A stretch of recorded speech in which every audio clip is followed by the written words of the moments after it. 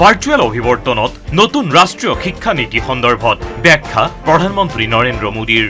बदलते समय के साथ एक नई विश्व व्यवस्था, एक नए रंग रूप और व्यवस्थाओं में बदलाव, एक नई विश्व व्यवस्था खड़ी हो रही है। एक नया ग्लोबल स्टैंडर्ड भी तय हो रहा है। इसके हिसाब से भारत का एजुकेशन सिस्टम खुद में बदलाव करे, ये भी किया जाना बहुत जरूरी था।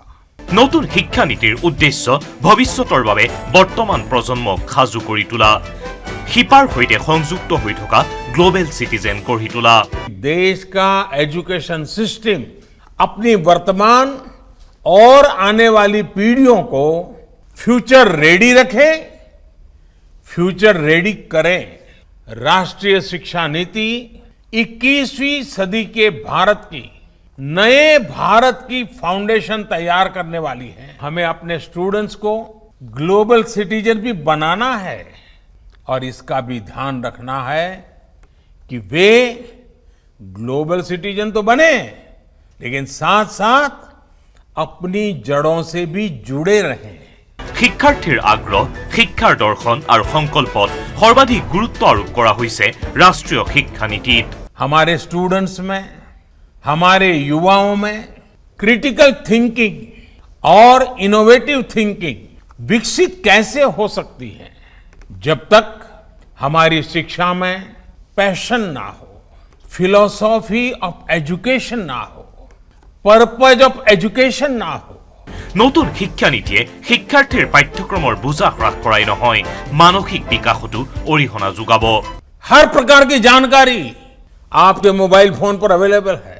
जरूरी ये है कि कौन सी जानकारी हासिल करनी है, क्या पढ़ना है।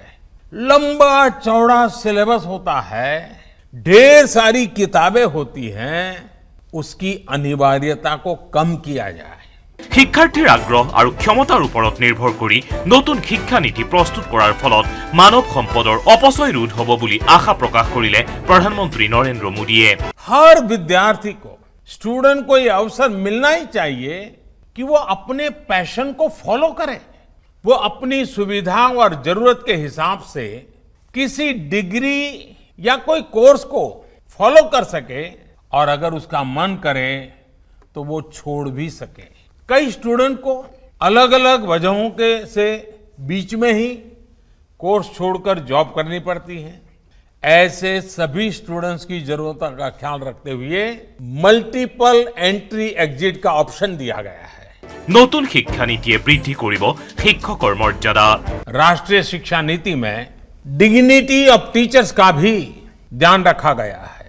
एक प्रयास ये भी है कि भारत का जो टैलेंट है वो भारत में ही रहकर आने वाली पीढ़ियों का विकास करे। ইয়াৰ লগতে মোদীয়ে কয় যে উচ্চ গুণগত মানসম্পন্ন শিক্ষা প্ৰদান কৰা অনুষ্ঠানত স্বায়ত্ত শাসন বৃদ্ধিয়ে এনে শিক্ষানুষ্ঠানসমূহক অনুপ্ৰাণিত কৰিব।